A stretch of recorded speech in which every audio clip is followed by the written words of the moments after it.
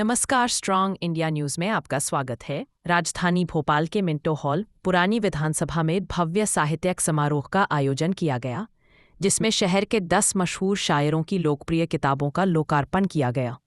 आईसैक publication द्वारा आयोजित इस कार्यक्रम में उपस्थित श्री जानकी प्रसाद शर्मा जी की अध्यक्षता में मुख्य अतिथि श्री संतोष चौबे जी एवं विशिष्ट अतिथि डॉक्टर नुसरत मेहंदी जी की गरिमामयी उपस्थिति और शायराना अंदाज ने कार्यक्रम को सुशोभित किया।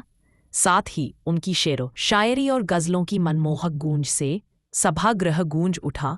कार्यक्रम में उपस्थित सभी अतिथियों द्वारा अपने उद्बोधन में श्रोताओं को शहर की साहित्यिक संस्कृति और शायरों के जीवन से जुड़ी अहम बातों का बखान किया गया। मन को मनोरम कर देने वाले इस कार्यक्रम में शहर के कई शायरी एवं साहित्यिक प्रेमी शामिल हुए। बता दें कि कार्यक्रम के दौरान सभागृह में मदमस्त कर देने वाली शायरी और जोरदार तालियों एवं ठहाकों की गूंज से दीवारें गूंज उठी। आइए सुनते हैं कि उन्होंने इस विषय में और क्या कुछ कहा। जहाँ तक मुझे याद है, अनादिली शाह आपको याद होगा, ये कहाँ का चोचला है, जरा हट के खेलो मुन्ना, मेरा रेशमी गरारा कहीं मल गुजर न जाए, तुझे इसलिए पड़ोसन में नजर में रख रही हूँ, तुझे इसलिए पड़ोसन में नजर में रख रही हूँ, कहीं उनसे हंसते हंसते तेरी दाल गल न जाए, तुझे इसलिए पड़ोसन में नजर में रख रही हूँ, कहीं उनसे हंसते हंसते तेरी दाल गल न जाए। ये तो मानती हूँ सजनी के मिलो हो बाद मुद्दत, ये तो मानती हूँ सजनी के मिले हो बाद मुद्दत, मुझे इस कदर न भींचो मेरा दम निकल न जाए, मुझे इस कदर न भींचो मेरा दम निकल न जाए। एक और बदल के कुछ शेर सुनाता हूँ आपको।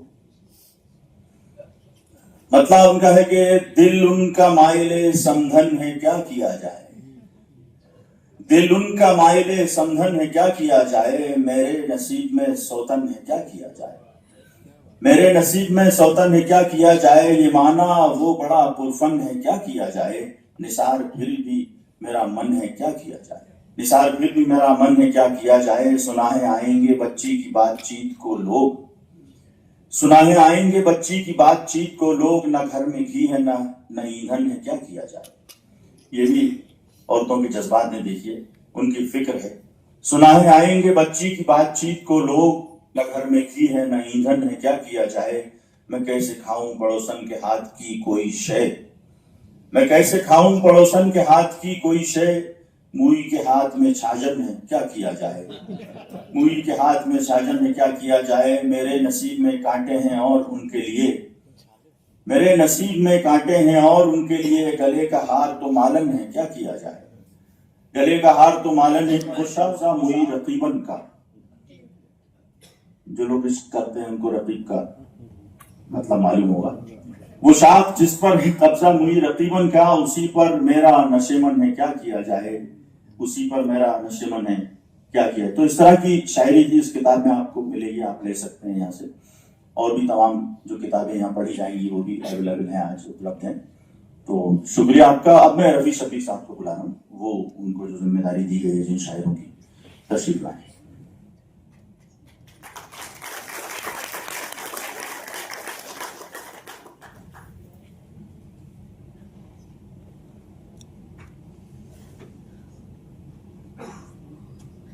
सबसे पहले सदर मोहतरम सबसे ज़्यादा शुक्रिया संतोष चौबे जी का कि जिन्होंने मुझ पर भरोसा किया, क्योंकि मैं तो ड्रामा निकाल रहा हूँ, सभी लोग जानते हैं शायरी का मैदान मेरा नहीं है, और शायरी पढ़ना भी एक फन है। और मैं ये समझता हूँ उर्दू अदब के अंदर सबसे मुश्किल फन शायरी है, क्योंकि ड्रामा में हम लोग बड़े फजूल खर्च होते हैं, बड़े बड़े डायलॉग लिखते हैं और 2 मिसरों में बात कहना, ये शायरी का ही रहता है। और मैं जिस उर्दू अदब के फन से जुड़ा हूँ और वो है ड्रामा, और वो सब में आखिरी में उर्दू अदब में आया है। और शायरी का जब ये मुझे दिया तो मैं 2-3 बार डरा भी करने का, नहीं ये करना आपको, ये थी कि उनके साथ लखनऊ भी लगूंगा, रियासत पर नहीं जाएंगे ना, शायरी सभी लखनऊ की। लेकिन इत्तेफाक देखिए कि हम जब सर्च कर रहे थे तो एक शगोफा का एक इशू निकला मेरे पास, जो शायरी सजनी पे था, उस टाइम उनका नाम था सजनी भोपाली। तो ये बदर मियाँ से मैंने मशवरा किया, फिर हमने उसको इस तरह भोपाल के, मेरे पास 2 मसले थे, सर से भी बात की थी हमने ये कि साजिद सजनी या मुल्ला रमजी, तो क्योंकि वो भी एक तंज मजा की शायरी उन्होंने की है, तो हमें दोनों ने 10 किताबें करना थी, तो ये हर किताब में बड़ा सर ने बहुत गाइड भी किया मुझे कि किसको रखना है किसको नहीं रखना। वो शायरी में भी कि हमें उस शायरी को रखना है जो आसानी से लोगों को समझ में आए। बहुत अच्छे। और भोपाल को क्या कहा जाए, क्योंकि अभी जब मैंने कहा एक साहब से कि ये गजलों की किताब मैंने करी, बड़े अच्छे जुमले बोलते हैं। उन्होंने कहा सब ये मिला, बड़ा अजीब किस्सा था वो। और किस्सा शेरी साहब का था। तो शेरी साहब की जब शेरी साहब की गजलें मुशायरों में बड़ी फेमस थी, जैसे भरत ने भी जिक्र किया कि उनके तो ज्यादा पंडित उस टाइम लोग नोटबुक में लिख लेते थे। लिख ली, फिल्म बन रही थी तो उन्होंने मुर्जा से गजल गब्बाई वो गजल, और वो बहुत पॉपुलर। इत्तेफाक रहा है दिलीप कुमार और नूरजहां की वो आखिरी फिल्म थी, उसके बाद कोई फिल्म भी नहीं और पार्टीशन हो गए। नूरजहां मलिका तरन्नुम नूरजहां पाकिस्तान चली गई। लोगों ने भोपाल में शहीद साहब से बहुत कहा कि आप इन्हें रिकॉर्ड वाले पे क्लेम करिए, क्योंकि इसमें असगर उनका ओरिजिनल नाम था। नूरजहां को पाकिस्तान जाके महसूस हुई कि हम कुछ गलत करके आ रहे हैं। तो पाकिस्तान जब पहुंची वो, तो उन्होंने कहा किससे भोपाल के एक शायर के साथ नाइंसाफी हो गई। तो वहां पाकिस्तान में उन्होंने कई लोगों से तस्करा किया कि किसका क्या किया जाए। इत्तेफाक से जो पाकिस्तान के साइंटिस्ट हैं कादिर साहब, उनसे मुलाकात हुई। तो उन्होंने ये सारा किस्सा बताया कि ऐसा ऐसा हुआ, मैं जुगनू फिल्म ऐसा है हिट हो गई और उसके गाना रिकॉर्ड में नाम गलत जा रहा है और मुझे उस शायर के लिए कुछ करना है। तो कादिर साहब ने भोपाल, उनके जो सारे रिश्तेदार भोपाल में रहते थे, मोहसिन भोपाली साहब से करा, और एक शेरी साहब का पूरा कुलियात पाकिस्तान में छपा शुभ गजल के नाम से, 1962 के अंदर। फिर बाद में 2004 के अंदर वो दोबारा ऑफसेट में छप के भोपाल में फ्री में तकसीम किए गए हैं पाकिस्तान के। एक आदमी की जो शायर की एक गजल उनको बड़ी पसंद आ गई, किसी मुशायरे में उन्होंने किसी शायर से सुनी कि हमें तो शाम में गम नहीं, और वो शेरी साहब की थी। जब उन्होंने शेरी साहब की ये गजल सुनी, और उन्होंने उस टाइम लोग नोटबुक में लिख लेते थे, लिख ली, फिल्म बन रही थी तो उन्होंने मुर्जा से गजल गब्बाई वो गजल, और वो बहुत पॉपुलर। इत्तेफाक रहा है दिलीप कुमार और नूरजहां की वो आखिरी फिल्म थी, उसके बाद कोई फिल्म भी नहीं और पार्टीशन हो गए। नूरजहां मलिका तरन्नुम नूरजहां पाकिस्तान चली गई। लोगों ने भोपाल में शहीद साहब से बहुत कहा कि आप इन्हें रिकॉर्ड वाले पे क्लेम करिए, क्योंकि इसमें असगर उनका ओरिजिनल नाम था। तो वो असगर नाम आ रहा है, वो आपके नाम से नहीं, ये गजल आपकी है। वो शख्स ने कभी कोई क्लेम नहीं किया और चुपचाप रहा कि नहीं मैं ना फिल्मों का मुझे शौक है ना कुछ इस तरह, लेकिन गजल ने इतना पॉपुलर किया उसको। तो वो बात किसी तरह नूरजहां को पाकिस्तान जाके महसूस हुई कि हम कुछ गलत करके आ रहे हैं। तो पाकिस्तान जब पहुंची वो, तो उन्होंने कहा किससे भोपाल के एक शायर के साथ नाइंसाफी हो गई। तो वहां पाकिस्तान में उन्होंने कई लोगों से तस्करा किया कि किसका क्या किया जाए।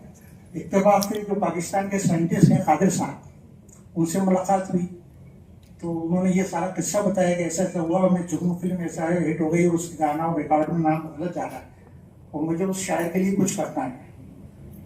तो कादिर साहब ने भोपाल, उनके जो सारे रिश्तेदार भोपाल में रहते थे, मोहसिन भोपाली साहब से करा, और एक शेरी साहब का पूरा कुलियात पाकिस्तान में छपा शुभ गजल के नाम से, 1962 के अंदर।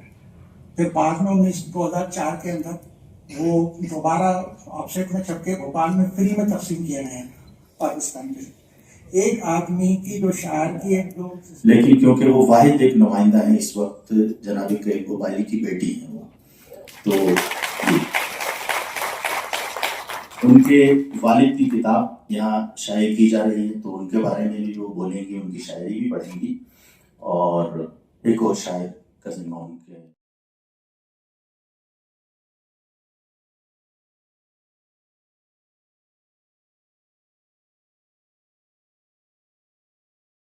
ऐसा था कि उस सब भूल गया। भारत में बता रहा हूँ आपको, देखिए हाँ बहुत अच्छा मैंने मुझे शायर मिले हैं। उर्दू शायरी में असल में कई सारी विधाएं हैं, कई सारे फॉर्मेट हैं जिसमें शायरी होती है। उनमें अभी एक नाम तो बहुत चल गया है रेख्ता का, मुझे भी कुछ जिम्मेदारी दी गई थी। तो दो शायर मेरे जिम्मे हैं, जिसमें एक है हजरत बासित भोपाली। बासित भोपाली साहब अपने दौर के बड़े मशहूर शायर थे और उनकी जिंदगी में ही उनकी शोहरत, यानी मीडिया का कोई जमाना नहीं था, कोई इतनी धूमधाम नहीं थी, सोशल मीडिया भी नहीं था और दूसरे तमाम किस्म की चीजें नहीं थी। उसके बावजूद सारी दुनिया में जहाँ जहाँ उर्दू शायरी समझी पढ़ी जाती है वहाँ तक पहुँच चुकी थी। मैंने जैसा कि शुरू में कहा कि इन लोगों ने उस वक्त सारी दुनिया में भोपाल की नुमाइंदगी की है, भोपाल का नाम पहुँचाया है अपनी शायरी के ज़रिए से, और इसीलिए भोपाल एक मरकज़ भी कहा जाता है। आज भी उसका अक्स यहाँ पर देखने को मिलता है, ये तमाम लोग बताएंगे। तो कुछ शेर में यहाँ उनके बासित भोपाली साहब के पढ़ने की आपसे इजाजत चाहता हूँ, क्योंकि ये देखिए मैं ये भी बता दूं कि ये जितने भी शायरों की किताबें आई हैं, इत्तेफाक ये है कि वो तमाम की तमाम गजलें उसमें शामिल हैं। ये तमाम लोग गजल के शायर थे और भोपाल अपनी तरहदार गजल के लिए जाना जाता है और इस शहर को शहर गजल भी कहा जाता है। शहर गजल कहने की कुछ और वजूहात भी है, उसकी तफसील में हमें नहीं जाना, मैं गजल का मतलब पेश कर रहा हूँ। मतलब है वासी साहब का कि तबस्सुम में जमाल आया, तकल्लुम में जलाल आया, तबस्सुम में जमाल आया, तकल्लुम में जलाल आया, अदाएं क्या नहीं आई हमारा जब ख्याल आया, अदाएं क्या नहीं आई हमारा जब ख्याल आया, हमारे जागते ही सो गई किस्मत मोहब्बत की, हमारे जागते ही सो गई किस्मत मोहब्बत की, इधर अपनी नजर उठी उधर दिल में मलाल आया, इधर अपनी नजर उठी उधर दिल में मलाल आया, तुम्हारे सामने रोता ये जुर्रत थी कहाँ मेरी, तुम्हारे सामने रोता ये जुर्रत थी कहाँ मेरी, न जाने क्या हुआ दिल को न जाने क्या ख्याल आया, न जाने क्या ख्याल आया, निगाहें फेर लो अपनी जरा बरहम से हो जाओ, निगाहें फेर लो अपनी जरा बरहम से हो जाओ, वो आया मेरे लब पर फिर मोहब्बत का सवाल आया, वो आया मेरे लब पर फिर मोहब्बत का सवाल आया, हुआ इजहार गम के साथ इकरार मोहब्बत भी, हुआ इजहार गम के साथ इकरार मोहब्बत भी, फिर आखिर अपने बर्बादे मोहब्बत का ख्याल आया, हकीकत में उसे बर्दाश्त करना काम था अपना, उरूजे इश्क के पर्दे में जो दिल पर सवाल आया। और उसका है आखिरी शेर मक्ता है कि कहीं ऐसा ना हो बज़्म तरफ आहों से बरहम हो, कहीं ऐसा ना हो बज़्म तरफ आहों से बरहम हो, तेरी महफिल में कैसे बासित आशुक तहाल आया, तेरी महफिल में कैसे बासित आशुक तहाल आया। और ये एक गजल जो बहुत मशहूर है बासित साहब की, उसके लिए कुछ शेर पेश करूंगा। मतलब आप लोगों को याद होगा, किसको याद हो सकता है? हाँ नहीं, वो तो अपनी जगह है। इसका मतलब है कि अभी आदाब नजर आपको कम आते हैं जी, अभी आदाब नजर आपको कम आते हैं, आईना हाथ से रख दीजिए हम आते हैं, जितनी तकमील पे आती है तबाही मेरी, उसी निस्बत से तेरी जुल्फ में खम आते हैं, जितनी तकमील पे आती है तबाही मेरी, उसी निस्बत से तेरी जुल्फ में खम आते हैं। एक तुम हो कि हमें याद भी कम करते हो, एक तुम हो कि हमें याद भी कम करते हो, एक हम हैं कि तुम्हें याद भी कम आते हैं, एक हम हैं कि तुम्हें याद भी कम आते हैं। और हर नए जख्म पे कुछ देर तड़प लेता हूँ, हर नए जख्म पे कुछ देर तड़प लेता हूँ, जिंदगी साथ लिए तीर सितम आते हैं। और क्या खबर क्या है ये दुनिया के सब आने वाले, शेर बड़ा अच्छा है कि क्या खबर क्या है ये दुनिया के सब आने वाले, जब यहाँ आते हैं बादीदा नम आते हैं, रोते हुए आते हैं। क्या खबर क्या है ये दुनिया के सब आने वाले, जब यहाँ आते हैं बादीदा नम आते हैं। यूं तो आने को चली आती है दुनिया लेकिन, यूं तो आने को चली आती है दुनिया लेकिन, जिनको आना था ज्यादा वही कम आते हैं, जिनको आना था ज्यादा वही कम आते हैं। और कभी आते हुए कहते हो कि जाना है हमें, कभी आते हुए कहते हो कि जाना है हमें, कभी जाते हुए कहते हो कि हम आते हैं। वो उनकी है, लेकिन वो उनके बेटे के नाम से आती है, कमाल साहब की। और मौसम में आज का ना, अब उसमें अभी मैं सुन रही थी किसी से कि उन्होंने कहा, कई लोग बातें कर रहे थे कि ये कैफ साहब की नहीं है, कमाल साहब की है। तो उन्होंने ये कहा कि जो मैं बना दूं पलकों का आशियाना, ये बात तो कैफ साहब की, भोपाल का कोई शायर कह सकता है, पलकों का आशियाना। तो मुझे इसलिए यकीन है कि वो अब्बे की थी, क्योंकि जब कमाल साहब का नाम आया तो अब्बा घर में आके और बहुत रो रहे थे। तो अपने खुमार में थे और उसमें बहुत वैसे वो करते नहीं थे कोई बात, लेकिन बहुत रो रहे थे। और जब मैंने बुझाया पूछा तो उन्होंने बताया कि कमाल साहब ने पेमेंट तो कर दिया, लेकिन मेरे कई गाने उन्होंने अपने नाम से दे दिए। अच्छा, अब ये भी मशहूर गजल है जिसका खासतौर से अच्छे बहुत खूबसूरत है। कौन आएगा यहाँ, कोई ना आया होगा, मेरा दरवाजा हवाओं ने हिलाया होगा। और गुल से लिपटी हुई तितली को गिरा कर देखो, गुल से लिपटी हुई तितली को गिरा कर देखो, आंधियों तुमने दरख्तों को गिराया होगा। क्या बात है। आंधियों तुमने, और दिले नादा न धड़क, ऐ दिले नादा न धड़क, दिले नादा न धड़क, ऐ दिले नादा न धड़क, कोई खत लेके पड़ोसी के घर गया होगा। बारिश में